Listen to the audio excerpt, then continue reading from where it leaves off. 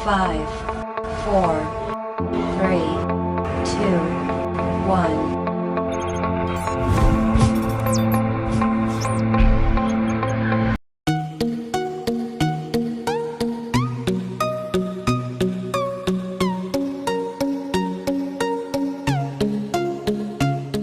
Olá, seja muito bem-vindo. Não se esqueça de se inscrever no canal, curtir e compartilhar nossos vídeos. Vamos mais uma aula? Olá pessoal, tudo bem? No vídeo de hoje eu gostaria de conversar um pouquinho com vocês aí a respeito da educação à distância, a famosa EAD, né? Desmistificar um pouquinho, né, do que falam hoje em dia, que a educação presencial, né, e a educação à distância são conflitantes, né? No meu modo de vista, são formas de educação complementares. Principalmente, pessoal, o artigo 205 da Constituição Federal garante o acesso a todos à educação. Pense, por exemplo, eu aqui, estou na cidade de Freiburg, meio oeste catarinense, Serra Catarinense, meio oeste catarinense, ali na divisa, né? E nós aqui não temos acesso a muitas instituições de ensino, né? Por exemplo, meu programa de mestrado que eu curso agora, eu tenho que fazer 350 quilômetros de distância daqui.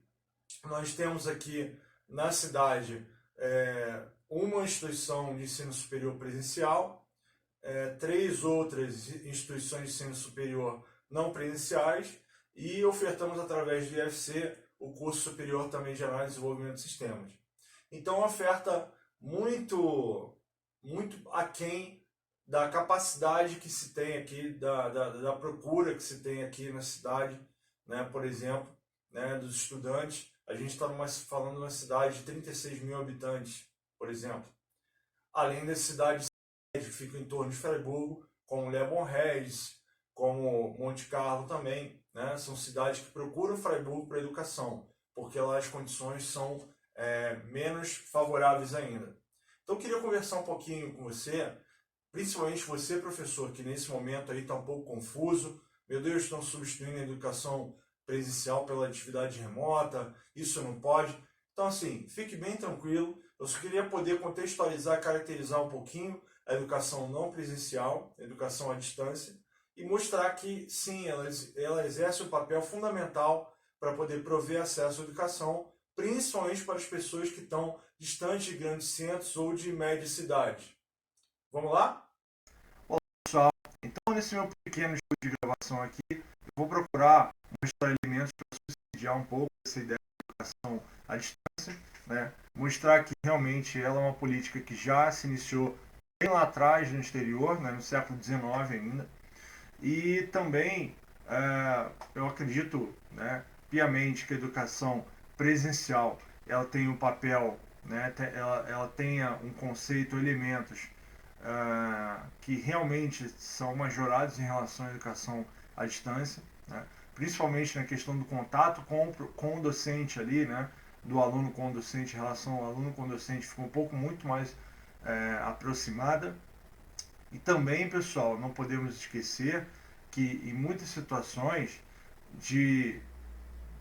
daqueles encontros ali entre os colegas, né, de sala, por exemplo, surgiram grandes aí iniciativas pelo mundo. A gente pode falar, por exemplo, da Microsoft, a gente pode falar da Google, a gente pode falar de uma série de empresas que surgiram com uma ideia ali, por exemplo, dentro de sala de aula, entre colegas, com ou sem participação do professor, tá? Então, obviamente que a educação presencial sempre vai ter um papel destacado entre esses dois paradigmas de educação, mas a educação à distância ela tem um papel fundamental no quesito prover acesso à educação a brasileiros como nós, por exemplo, ou a pessoas, cidadãos do mundo, enfim, que precisem dessa educação e apenas por estar no local distante, eles não podem ser preteridos em relação à educação. Eles também têm que ter esse acesso, né? Nós temos que buscar alternativas enquanto governo, enquanto nação, enquanto sociedade, de poder oferecer essa educação para essas pessoas, porque de forma nenhuma são pessoas de segunda classe ou pessoas de menor valor. São tão importantes quanto nós. Ok? Então vamos mudar agora para a telinha, para a gente poder comentar um pouquinho em relação a alguns dados que eu queria falar com vocês. O primeiro aqui é o artigo 205 da Constituição Federal Brasileira de 1988. O que ele diz aqui? Tá? Artigo 205. A educação, direito de todos, dever do Estado e da família, será promovida e incentivada com a colaboração da sociedade, visando ao pleno desenvolvimento da pessoa, seu preparo para o exercício da cidadania e sua qualificação para o trabalho. Dever do Estado e da família, direito de todos. Quando se fala dever do Estado, pessoal, não quer dizer que apenas o Estado tem que oferecer educação. Obviamente que não.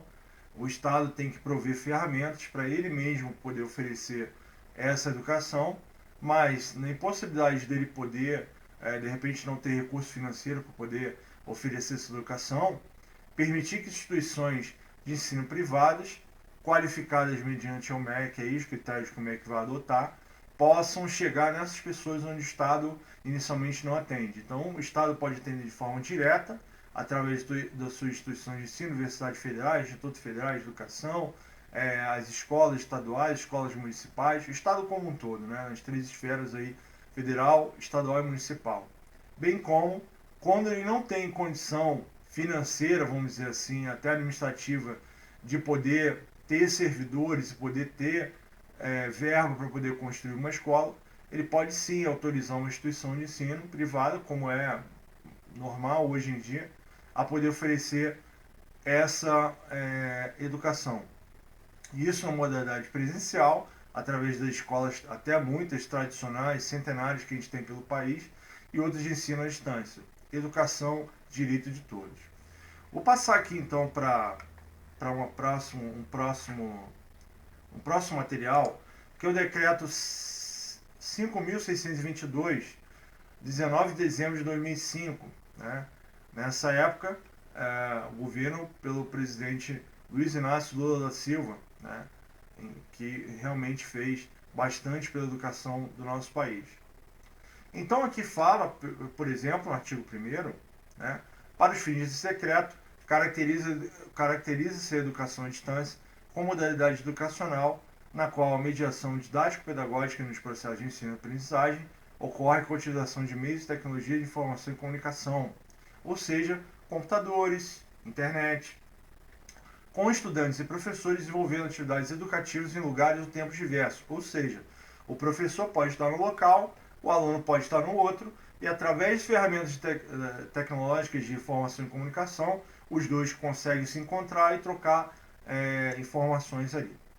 Então, no parágrafo 1º, fala aqui, ó, educação à distância organiza-se segundo metodologias, gestão e avaliação peculiares, para as quais deverá estar prevista a obrigatoriedade de momentos presenciais. Então, não pode ser completamente à distância, completamente dissociada, né, do presencial. Tem que ter momentos de encontros ali. Para quê? Avaliações de estudantes, estágios obrigatórios, quando previsto na legislação pertinente, defesa de trabalho de conclusão de curso, quando previsto na legislação pertinente, atividades relacionadas a laboratórios de ensino, quando for o caso.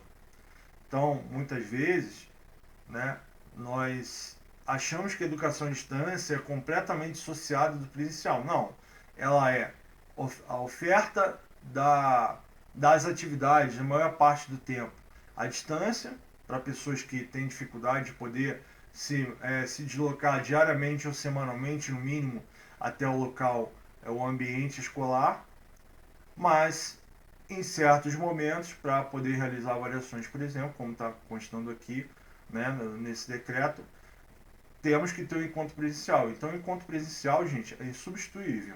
Tá? Isso é bem claro aqui. Artigo 2º. Educação à distância poderá ser ofertada nos seguintes níveis e modalidades educacionais. Olha que tem itens aqui bastante importantes que muita gente até não tinha conhecimento. Educação básica, nos termos do artigo 30 desse decreto. Para quem quiser acessar e fazer a leitura completa aí, tá aí, decreto número 5622 de 2005, tá? Depois, quem tiver interesse, dê uma lida nisso aí. Eu vou ler aqui para poder ficar um pouco mais enxuto o vídeo, tá? Educação de jovens e adultos, nos termos do artigo 37 da Lei 9.394, de 20 de dezembro de 96. Educação especial, respeitadas as especificidades legais pertinentes. Educação profissional, abrangendo os seguintes cursos e programas: cursos técnicos de nível médio e cursos tecnológicos de nível superior. Então, através desse decreto, há a possibilidade de fazer oferta de cursos técnicos de nível médio e cursos superiores de nível tecnológico, né? Como os cursos de tecnólogo, por exemplo. Tá? E aí, na educação superior também, abrangendo os seguintes cursos e programas, também é possível cursos sequenciais, de graduação, de especialização, pós-graduação, lato sensu, por exemplo, de mestrado e doutorado. Então, esse decreto, editado em 2005 pelo presidente Lula, ele é bem abrangente. Tá? Você pode ter desde curso técnico ali, a de repente aprender um ofício como marcenaria, alfaiataria, enfim, né? Fazer alguma atividade técnica aí que utilize mais a questão da manual, até, por exemplo, doutorado, né? E eu acho bem pertinente, porque o doutorado exige bastante leitura, né? E a leitura ela é um pouco fica muito a critério do aluno. Então, por que a leitura não podia ser feita de forma não presencial, né? Então, esse decreto deixa bem claro essa questão aqui. A questão de pesquisa, por exemplo, pode ser sim abarcada por esse decreto. Eu queria trazer aqui mais um elemento para poder caracterizar essa educação não presencial, educação à distância, por exemplo. Isso aqui é parte de uma disciplina que eu fiz numa pós-graduação em gestão pública, na educação profissional e tecnológica, onde fala um pouquinho da história do EAD, né? Então fala de gerações de EAD e desenvolvimento tecnológico. Então, é caracterizado aqui, educação à distância foi desenvolvendo paralelamente as tecnologias, por isso as fases foram divididas e classificadas em gerações. A fase inicial se deu por volta de 1850, gente, século XIX, com utilização de material impresso. Não tínhamos computadores, né, pessoais, né, de uso nas residências, e não tínhamos internet, então o jeito era utilizar o material impresso. Em seguida, a educação à distância passou a usar mídias como fax, fita cassete e a televisão. Nessa época, aqui no Brasil, por exemplo, alguns devem se lembrar do Instituto Universal Brasileiro, né, que era um instituto de educação à distância, né, que o foco prioritário dele era enviar esses materiais para as pessoas que residiam muito longe, por exemplo, a ilha de Tefé no Amazonas, né, ilha de Marajó, que naquela época não tinha infraestrutura nenhuma, somente o correio, né, para poder transportar esses materiais ali, né. Então, como eu disse no artigo 205, educação é direito de todos. Então, por que a pessoa que reside muito longe não pode ter direito à educação? Como eu, por exemplo, fui criado na capital do Rio de Janeiro, por exemplo, que até 1960, perdão, era a capital da República, né? Então a gente não pode discriminar as pessoas, a gente tem que tornar a educação inclusiva direito de todos. E aí, né, em seguida aqui, eu queria só falar um pouquinho desse quadro aqui, né? A primeira geração de 1850 e 1960, a tecnologia começa via papel impresso e anos mais tarde ganha participação do rádio e da televisão. Característica é uma tecnologia predominante. Segunda geração, de 1960 a 1985. Repare que a primeira geração do material impresso dura um século, mais de um século aí, tá?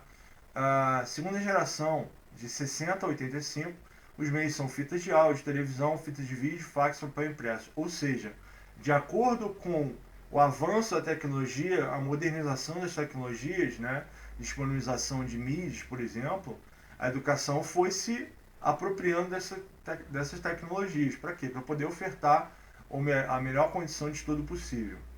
E qual é a característica nesse momento, né? Múltiplas tecnologias sem computadores ainda, tá? Até 85, a segunda geração, embora a gente já tinha desde 1980 por aí os computadores pessoais, tá? Já disponíveis nas casas de algumas pessoas. Óbvio, era muito caro, né? Mas já tinha ali uma fase de transição entre essa segunda geração e a próxima geração com o advento do computador. Vamos à terceira geração. Terceira geração de 1985 a 1995, correio eletrônico, papel impresso, sessões de chat, mediante uso de computadores já. Internet, CD, videoconferência e fax. Né? Nessa época já tinha internet acessível a todos. A internet foi criada através do projeto militar americano, né? O departamento chamado ARPANET, em 1970, mas naquele momento tinha fins apenas militares. Né? Após isso, se desdobrou a rede para fins militares, né? Segmentou a rede para fins militares e para fins acadêmicos. E essa rede para fins acadêmicos acabou se capilarizando mais, e aí tendo o agrupamento de segmentos da esfera comercial e também as pessoas. Então, ao longo desse tempo, a internet foi desenvolvendo uma rede somente de fins acadêmicos para o que a gente já conhece hoje. E nessa década aí nesses anos aí de 95, a internet já era presente na vida das pessoas, né? Principalmente, óbvio, né, dos americanos, porque ela foi criada lá, essa rede. Mas se a gente pensar de uma forma global, né, cada país, cada região tinha sua própria rede ali, começando a se desenvolver, e depois, com o tempo, tudo isso aí foi juntado, vamos dizer assim, englobado, né, através da rede mundial de computadores que a gente chama de internet hoje em dia. Eu, particularmente, comecei a usar a internet em 1999, né? Porém, naquela época, eu já conhecia pessoas que já usavam aqui no Brasil desde 95, colegas meus, né, desde 95, né? Tinha um computador chamado MSX naquela época, a gente tinha acesso à internet, os antigos BBS, né, que era boletins de publicação de alguns dados ali para você fazer leitura de artigos e tal. Então era bem interessante, era uma época que tinha suas dificuldades, mas era uma coisa assim até romântica, vamos dizer assim, tá? E a característica dessa terceira geração, múltiplas tecnologias, incluindo os computadores e as redes de computadores também, né? Tinham computadores pessoais e as redes de computadores e internet disponíveis para a maior parte da população, né? O que era impeditivo era o preço. Quarta geração, 1995-2005, correio eletrônico, chat, computador, internet, transmissões em banda larga, né? O grande salto que a gente teve da década de 90 para a década de 2000 na internet foi o aumento da banda, o aumento da velocidade da internet, o tráfego de dados da internet. A gente usava nos anos 90 conexão de escada, né? Você conectava ali o telefone, fazia aqueles barulhinhos e aí você acessava a internet, mas com velocidade bem lenta. E aí nos anos 2000 houve um incremento aí nessa velocidade do acesso à internet. E aí se manteve também videoconferência, fax e papel impresso. Característica dessa geração, múltiplas tecnologias, incluindo o começo das tecnologias computacionais de banda larga, como eu falei, e aprendizagem flexível. Quinta geração, só para concluir, de 2006 até a atualidade, né, conforme o autor descreve aqui. Reunião de tudo que a quarta geração oferece, mais a comunicação via computadores com sistemas de respostas automatizadas. O incremento dessa geração aí foi sistemas que poderiam gerar respostas automáticas para o aluno. Por exemplo, ele responde um questionário ali e o próprio sistema já vai oferecer, né, se a resposta está correta ou incorreta, né? Quem faz isso, pessoal? São ambientes virtuais de aprendizagem, os famosos AVAs, né? Que você ali tem uma tecnologia para poder demonstrar esse aprendizado de uma forma um pouco mais encadeada, um pouco mais organizada, além do que ferramentas de você produzir atividades com respostas automatizadas. Está incorreto, está correto, tudo isso aí com a gestão pela mão do professor, tá? Além de acesso via portal, processos institucionais. Qual é a característica marcante dessa época aí, tá? Quinta geração. Múltiplas tecnologias computacionais de banda larga, fórum, chat, teleconferências, videoaulas, etc. E aprendizagem flexível e inteligente, tá?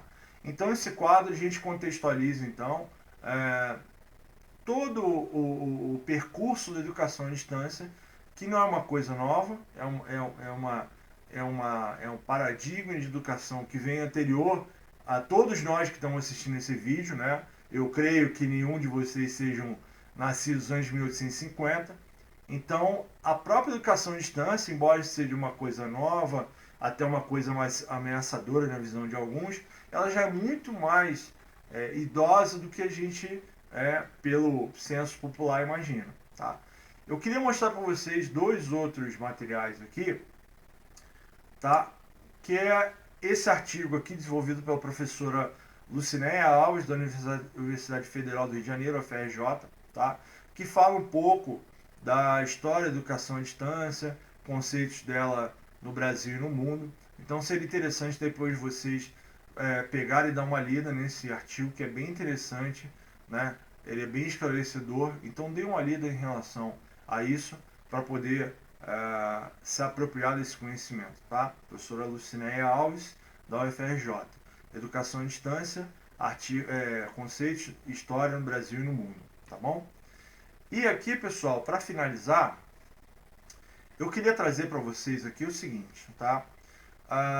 Eu, por exemplo, eu sou formado no curso, né, tecnólogo, no curso de tecnologia aí, conforme fala ali o decreto 5622 de 2005, né?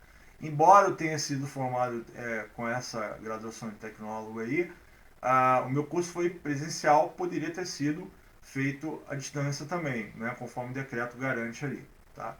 Só que eu, com essa formação de tecnólogo, né, como docente do IFC, eu não possuo grau de licenciatura, né, eu não tenho licenciatura. Então, eu entrei no instituto, comecei a dar aulas, e aí tem a exigência do MEC, que até o final desse ano, os professores que não possuem licenciatura, poder dar aulas, né, em sala de aula, eles têm que fazer uma formação complementar. Existem 3 possibilidades para isso. Ou fazer uma licenciatura na área onde ele atua, no meu caso informática, ou fazer uma complementação pedagógica através de programas de pós-graduação lato sensu, especialização, que é o que eu estou fazendo no momento. Na verdade, já até fiz uma outra formação presencial, uma pós-graduação presencial pelo Instituto, né, que foi deferido lá pela reitoria. Então foi um curso de 450 horas presencial, né, onde eu alcancei esse grau da formação pedagógica para poder legalmente estar, vamos dizer, subsidiado para poder exercer o meu papel de professor dentro de sala de aula, né, conforme a licenciatura fala. Então, falei de 2 possibilidades na licenciatura, formação pedagógica, e tem a terceira, que é o exercício docente de sala de aula por mais de 10 anos. Então, o professor, pela prática, com mais de 10 anos de sala de aula, né, comprovadamente, isso aí ele vai enviar toda aquela papelada lá, né, o instituto, bem como a instituição de ensino a qual ele pertencer, ou a qual ela pertencer, no caso do professor,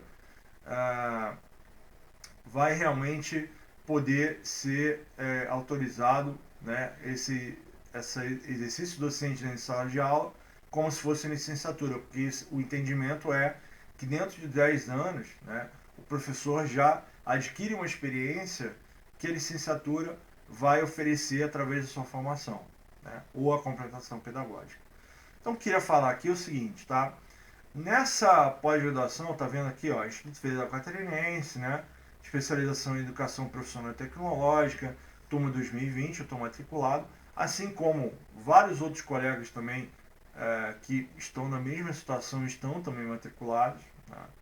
E esse curso, pessoal, é um curso não presencial, um curso à distância, porque, obviamente, né, o professor que está envolvido em processos de ensino, né, processos de atividade de extensão e pesquisa, ele dificilmente vai ter um tempo para poder se dedicar todo dia, 4 horas por dia, por exemplo, né, para poder fazer um curso presencial. Então, vendo essa dificuldade, essa complicação no fator carga horária do professor, né, os institutos, né, e outras instituições de ensino que passam pela mesma situação estão ofertando esse curso através da educação à distância. Para quê? Para poder proporcionar a formação adequada para os professores, para eles atenderem as exigências do MEC e poderem seguir em frente. Então, pessoal, Aqui nós temos aí a professora coordenadora do curso, né? Nós temos algumas disciplinas, né? Gestão em EPT e Educação Profissional Tecnológica, né? História, Legislação e Política da Educação Profissional Tecnológica no Brasil, né? Relação da Educação Profissional Tecnológica com o mundo do trabalho. Então são várias cadeiras aqui que vão oferecer essa formação para todos nós. E todos esses professores, né, que oferecem essas disciplinas, né, eles utilizam do ferramental tecnológico para poder enviar esses materiais para nós nos apropriarmos desse conhecimento e depois, através da atividade avaliativa, poder verificar se realmente nós temos a condição de poder ser aprovado nessas disciplinas. Né? Então, nessa questão, isso aqui é muito significativo, porque todos esses professores aqui, com certeza eles já deram ou dão aulas presenciais.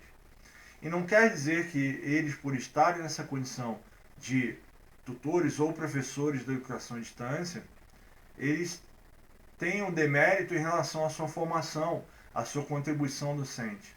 Inclusive, muitos dos defensores, talvez, dos preconceituosos que entendem que a educação à distância ela não tem nem de perto a qualidade da educação presencial, muitas vezes são incluídos num curso desse. E estão fazendo educação à distância. E não estão fazendo educação presencial. Então, é interessante a gente aderir a essa quebra de tabu para entender que educação é educação. Ponto. Se você se dedica àquela atividade muito bem e tem acesso à leitura, faz a leitura, se apropria daquele conhecimento, presencialmente ou à distância, o resultado é o mesmo. Eu, por exemplo, né, fiz duas pós-graduações à distância, né, estou fazendo a segunda agora, e fiz duas presenciais. E o meu CR, pessoal, coeficiente de rendimento, por exemplo, foi praticamente o mesmo. Porque o aluno Paulo Soares da Costa foi mesmo nas duas modalidades. Então eu consegui aproveitar o máximo que ela pôde me oferecer e consegui ter o mesmo retorno praticamente das duas. Qual foi a diferença, na minha opinião? Que eu não estava na sala de aula com vários colegas ali para poder trocar uma ideia, conversar, a gente montar grupos de estudo, por exemplo, presenciais ali. Então a distância é mais complicado. E também não ter aquela experiência que é extremamente positiva, na minha opinião, de estar próximo ao professor, de poder ficar ali em contato com esse professor até para futuramente, né, quem sabe, novas oportunidades até de pesquisa também, de um novo curso, ou enfim, várias são as situações aí, tá bom?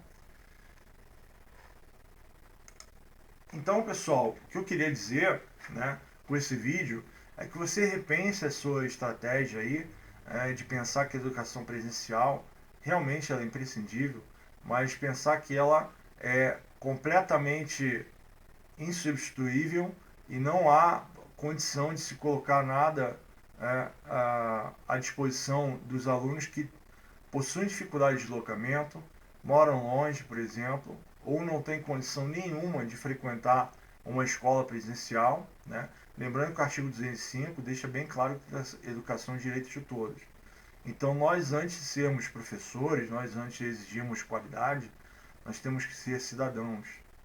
Nós temos que pensar no próximo, que ele precisa também ter acesso à educação. Para quê? Nós falamos tanto, por exemplo, de distribuição de renda, justiça social, e com certeza ela só é possível, alcançável pela educação. Então, no momento que a gente decreta que a pessoa que não tem condição de frequentar uma escola presencial, ela não tem nenhuma condição de ter acesso a uma educação, nós estamos sendo preconceituosos com essa pessoa. Nós estamos fechando portas para essa pessoa. Nós estamos criando um muro gigantesco que essa pessoa não vai conseguir ultrapassar e não vai conseguir, por exemplo, ter acesso, né, através da sua formação, do seu diploma, a um concurso de professor no instituto, por exemplo. Né? A um emprego, por exemplo, né, que seja um curso técnico qualquer. Então a gente vai privilegiar somente os alunos que têm acesso à educação presencial. Esses paradigmas já foram quebrados aí há tempos, com a questão, por exemplo, de cotas, né? Providenciando acesso às pessoas que historicamente foram, né, não tiveram o seu direito respeitado. E por que nós vamos respeitar o direito das pessoas que moram longe, por exemplo? Ou até que não tem condição financeira, né? Pensando aí em alunos que estão no local onde só tem instituições de ensino privado. E essa instituição de ensino presencial é muito cara. Por exemplo, a gente fala um curso de medicina, 3, 4, 5 mil reais. Então, de repente, se a pessoa não tem condição de fazer um curso, né? Não estou falando de curso de medicina exatamente, mas um curso que tem condição de ter a educação à distância, como, por exemplo, curso de bacharelado de administração, o curso de contabilidade, outros cursos aí que exigem menos atividade de laboratório, por que nós vamos ter essas pessoas? Então fica a reflexão aí para você pensar a respeito e pensar que todos nós temos os mesmos direitos, tanto quem mora do lado da universidade quanto quem mora distante, tá bom? Pessoal, era isso. Muito obrigado, tá? E até uma próxima oportunidade. Tchau, tchau. Se todos esses argumentos lhe ajudaram a esclarecer um pouco mais a questão do EAD, imagine só, por exemplo, se a gente não tivesse essa condição, hoje em dia, nesse momento complicadíssimo que nós vivemos, pela pandemia, melhor dizendo, do coronavírus. Vários sistemas de ensino municipal, estadual, né? Alguns professores também da área federal, se esforçando muito para poder oferecer educação aos alunos que estão, nesse momento, um pouco distanciados do sistema presencial, justamente porque os governadores decretaram a questão da quarentena para proteger nossas vidas. E isso, com certeza, é uma medida muito acertada. Porém, gente, com o advento da internet, nós podemos sim fazer tentativas, principalmente para manter os alunos fora desse ambiente, por exemplo, da mídia, que a todo momento reporta que houve uma morte, que houve mais casos, que houve internação. Imagine, hoje em dia, o nosso papel, né, preponderante para fazer com que esses alunos se distanciem um pouco dessa realidade mórbida até, de ficar só preso em informações da doença. Então nós, professores, desempenhamos um papel fundamental e agora, nesse momento, mais ainda os alunos precisam de nós para se distanciar um pouco dessa loucura, dessa pandemia que está ocorrendo pelo mundo. A gente sabe que vários outros segmentos da economia estão retornando às atividades paulatinamente, né? Comércio, indústria, né? Outros vão demorar um pouquinho mais, como esporte, entretenimento, né? E educação pela aglomeração, educação presencial, pela aglomeração de pessoas que proporciona, né? Óbvio, né? Você precisa dentro da sala de aula estar naquele ambiente, né? Não pode ser muito grande, né? Para não ter muitos alunos ali, né? E ao mesmo tempo, nesse mesmo local, ter os alunos ali separados por uma determinada distância para que eles possam se acomodar minimamente. Então imagine o risco que é ter educação presencial nesse momento, né, de pandemia do coronavírus. E é por isso que nós precisamos muito, né, continuar estabelecendo algum mínimo laço com o aluno para principalmente tentar dar continuidade aos estudos da mínima forma possível. E esse papel, essa iniciativa, com certeza vai ajudá-lo, né, a fazer com que fique distante dessa questão da pandemia, ligado só em questão de doença. E principalmente, pessoal, porque tem muito pai e muita mãe que para trabalhar precisa deixar seu filho na escola. Então, nós deixarmos o filho ocupado com atividades é muito mais importante do que nós sucumbirmos ao momento e deixarmos nossos alunos, né, em segundo plano, pensando só na nossa proteção individual ou na determinação imediata da nossa instituição. Nós precisamos assumir nosso papel e é hora agora da gente poder tentar oferecer o melhor que nós podemos para os alunos, para que esse momento seja o mais suavizado possível. Pessoal, era isso. Muito obrigado. Até a próxima. Gostou do vídeo? Que legal! Se inscreva no canal, clique aqui em se inscrever no canal, curta, compartilhe nossos vídeos nas redes sociais e ajude mais e mais pessoas a terem acesso a essa fonte de conhecimento aqui no nosso canal. Então, até a próxima. Tchau!